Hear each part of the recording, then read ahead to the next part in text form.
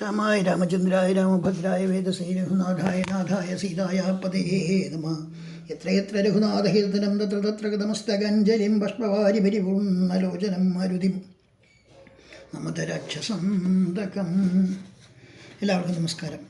ശ്രീമദ് വാത്മീകി രാമായണം ഉത്തരകാണ്ഡത്തിലെ 36-ാം സർഗം മുനിപ്രതിയാനം എന്നുള്ളതാണ് ഇവിടെ ചർച്ച ചെയ്യാൻ ഉദ്ദേശിക്കുന്നത്. കഴിഞ്ഞ സർഗത്തിൽ നമ്മൾ കേട്ടു ഇന്ദ്രൻ്റെ വജ്രായുധ പ്രയോഗം കൊണ്ട് ഹനുമാന് ബോധക്കേടുണ്ടായി വീണതായിട്ട്. ഇങ്ങനെ തൻ്റെ പുത്രനെ വധിച്ചു എന്ന് മനസ്സിലാക്കിയിട്ട് വായു പ്രജാപതിയെ കണ്ട് തൻ്റെ പൈതലിനെയും എടുത്തുകൊണ്ട് അദ്ദേഹത്തിൻ്റെ മുന്നിൽ എഴുന്നേറ്റ് നിന്നു. കുണ്ടലം, കിരീടം, മാല, കനകഭൂഷണകൾ ഇവ ഇളകുമാറ് വായു ബ്രഹ്മാവിനെ അഭിവാദ്യം ചെയ്തിട്ട് 3 തവണ ദണ്ഡനമസ്കാരം ചെയ്തു. ബ്രഹ്മാവും ആ വായുവിനെ പിടിച്ചെഴുന്നേൽപ്പിച്ചു, കുട്ടിയെ തലോടി.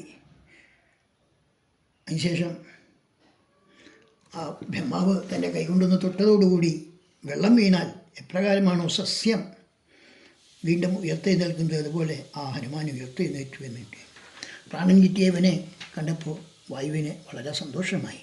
അതുകൊണ്ട് തന്നെ വായു പഴയ പോലെ പ്രവഹിക്കാൻ അല്ലെങ്കിൽ തൻ്റെ കൃത്യം നിർവഹിക്കാൻ ആരംഭിച്ചു എന്ന് പറയുന്നത്. അതിന് മുമ്പുള്ള സർഗത്തിൽ നമ്മൾ കേട്ടാണ് വായു അവിടുന്ന് പുത്രനെയും കൊണ്ടുപോയതോടുകൂടി ഭൂമിയിലും സ്വർഗത്തിലുമെല്ലാം വായു ഇല്ലാതെ പ്രാണവായു നഷ്ടപ്പെട്ട എല്ലാവരും കഷ്ടപ്പെട്ടു എന്നുള്ളത്.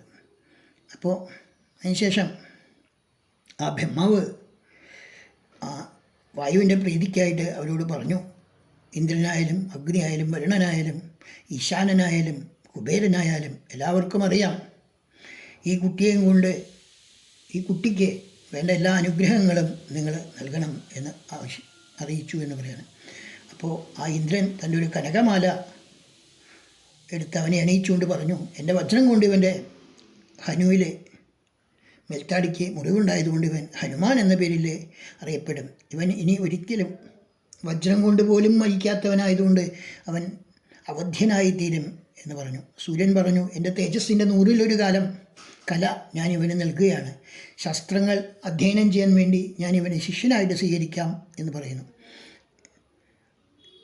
100,000 കൊല്ലം കഴിഞ്ഞാലും വരുണപാശം കൊണ്ട് ഇവന് യാതൊരു ബന്ധനവും ഉണ്ടാവുകയില്ല എന്ന് ആ വരുണൻ അനുഗ്രഹിച്ചു. അതുപോലെ തന്നെ മൃത്യുദണ്ഡിൽ നിന്ന് യാതൊരു തരത്തിലുള്ള മരണഭയവും ഇവനുണ്ടാവില്ല എന്ന് യമൻ അനുഗ്രഹിച്ചു. ആ വൈശ്രവണനാകട്ടെ, എൻ്റെ ഈ ഗഥ കൊണ്ട് ഞാൻ ഒരിക്കലും ഇവനെ വധിക്കില്ല എന്ന് പറഞ്ഞു. എന്നിൽ നിന്നൊരിക്കലും ഇവന് നാശമുണ്ടാവുകയില്ല എന്ന് ആ പരമശിവനും അനുഗ്രഹിച്ചു എന്ന് പറയണം. ശില്പികളിൽ ശ്രേഷ്ഠനും മഹാമതിയുമായ വിശ്വകർമാവ് അവന് ഞാനുണ്ടാക്കിയതോ അതുപോലെയുള്ളതായോ ഏതെങ്കിലും ഒന്നിൽ നിന്ന് മരണമുണ്ടാവുകയില്ല എന്നും ഇവൻ ചിരഞ്ജീവിയായി തീരും എന്നും അനുഗ്രഹിച്ചു. എല്ലാ ബ്രഹ്മദണ്ഡങ്ങൾക്കും ഇവൻ അവധ്യനായിത്തീരുമെന്ന് ബ്രഹ്മാവും അദ്ദേഹത്തിനെ അനുഗ്രഹിച്ചു. ഇങ്ങനെ ദേവന്മാരെല്ലാവരും വരങ്ങൾ കൊടുത്തപ്പോൾ സന്തുഷ്ടനായിരുന്ന വായുവിനോട് ആ ബ്രഹ്മാവ് വീണ്ടും പറഞ്ഞു, ശത്രുക്കൾക്ക് ഭയമുണ്ടാക്കുന്നവനും മിത്രങ്ങൾക്ക് അഭയം നൽകുന്നവനും അജയ്യനുമായ വായുദേവ, ഈ അങ്ങയുടെ പുത്രൻ മാരുതി കാമരൂപനും കാമചാരിയും കാമഗതിയും പ്ലവകങ്ങളിൽ, അതായത് പറക്കുന്നവയിൽ ഏറ്റവും ശ്രേഷ്ഠനും ഒരു തടസ്സവുമില്ലാതെ സഞ്ചരിക്കാൻ കഴിയുന്നവനുമായിത്തീരും. ഇവൻ രാമനുമായിട്ട് സഖ്യം ചെയ്യുകയും രാവണൻ്റെ നാശത്തിന് വേണ്ടി രോമാഞ്ചകരങ്ങളായ കൃത്യങ്ങൾ ചെയ്യുകയും ചെയ്യുന്നതാണ് എന്ന് പറഞ്ഞ് അവനെ അനുഗ്രഹിച്ചു. അങ്ങനെ വായു പുത്രനെയും എടുത്തുകൊണ്ട് വീട്ടിൽ വന്ന അഞ്ജനയോട് വരം ലഭിച്ചതിനെ പറ്റിയൊക്കെ പറഞ്ഞു. വരബലയുക്തനായി തന്നിൽ കുടികൊള്ളുന്ന കരുത്തുകൊണ്ട് അവൻ വലിയ ശക്തനായി തീർന്നു എന്ന് പറയണം.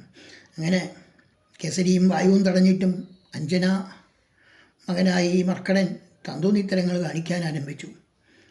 അങ്ങനെ വന്നപ്പോൾ ഭൃഗു, അങ്കിരസ് തുടങ്ങിയവരെല്ലാവരും കൂടി ദേഷ്യമൊന്നുമില്ലെങ്കിലും ഇവനെ നിയന്ത്രിക്കണമല്ലോ എന്ന് തീരുമാനിച്ച് അവനെ ശാപം കൊണ്ട് മോഹിതനാക്കി തീർത്തു. നിൻ്റെ കീർത്തി ആരെങ്കിലും നിന്നെ ഓർമ്മിപ്പിക്കുന്നത് വരെ നിനക്ക് നിൻ്റെ ബലം ഇല്ലാതായി പോകട്ടെ. ആരെങ്കിലും അത് ഓർമ്മിപ്പിക്കുമ്പോൾ മാത്രമാണ് നിനക്ക് നിൻ്റെ ആ ബലം തിരിച്ചു കിട്ടുക എന്ന് പറഞ്ഞു.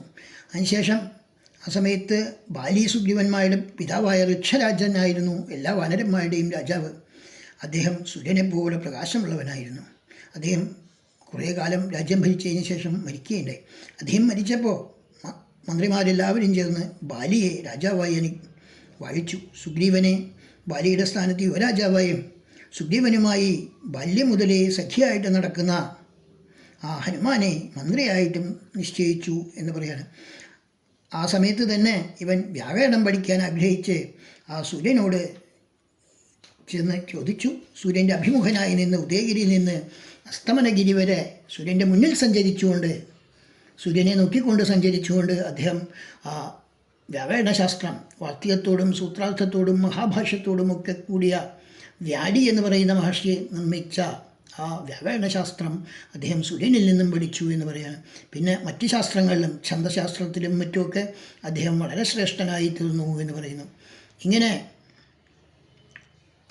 ഹനുമാൻ്റെ ഒപ്പം തന്നെ സുഗ്രീവൻ, മൈന്ദൻ, ദിവിതൻ, നീലൻ, താരൻ, താരേയൻ, അനലൻ, രംഭൻ ഇങ്ങനെയുള്ള വലിയ വലിയ വനരന്മാരും ഉണ്ടായിരുന്നു. ഗജൻ, ഗവയാക്ഷൻ, ഗവയൻ, സുതംശ്രൻ, മൈന്ദൻ, ജ്യോതിമുഖൻ, നളൻ ഇവരൊക്കെ കരടികളാണ് എന്നാണ് പറയുന്നത്. ഇങ്ങനെയൊക്കെ ഉള്ള ഇവരുടെ എല്ലാം സഹായം അങ്ങേക്ക് ലഭിച്ചുവല്ലോ. അങ്ങ് എന്നോട് ചോദിച്ചതിനെല്ലാം ഞാൻ മറുപടി പറഞ്ഞു കഴിഞ്ഞു. ഹനുമാൻ്റെ ബാല്യകാലത്തിൽ വിക്രമങ്ങളെപ്പറ്റിയൊക്കെ അങ്ങേക്ക് പറഞ്ഞു തന്നു കഴിഞ്ഞു എന്ന് അഗസ്ത്യ മഹർഷി പറഞ്ഞപ്പോൾ ആ രാമലക്ഷ്മണന്മാരും വളരെ സന്തുഷ്ടരായി തീർന്നു. ഇനി അങ്ങ് ഇതെല്ലാം കേട്ട് കഴിഞ്ഞു, ഞങ്ങൾ അങ്ങയെ കാണുകയും സംഭാഷണം ചെയ്യുകയും ചെയ്തു കഴിഞ്ഞു, അതുകൊണ്ട് ഞങ്ങൾ പോവുകയാണ് എന്ന് അഗസ്ത്യ മഹർഷി രാമനെ അറിയിച്ചു. രാമനും വളരെ സന്തോഷത്തോടുകൂടി ഇനിയും വീണ്ടും കാണുന്നത് വരെ നമുക്ക് സ്വസ്തി ഉണ്ടാവട്ടെ എന്ന് പറഞ്ഞ് അവരെ യാത്ര അയച്ചു എന്ന് പറഞ്ഞുകൊണ്ടാണ് ഈ സർഗം ഇവിടെ ഉപസംഹരിക്കുന്നത്. എല്ലാവർക്കും നമസ്കാരം.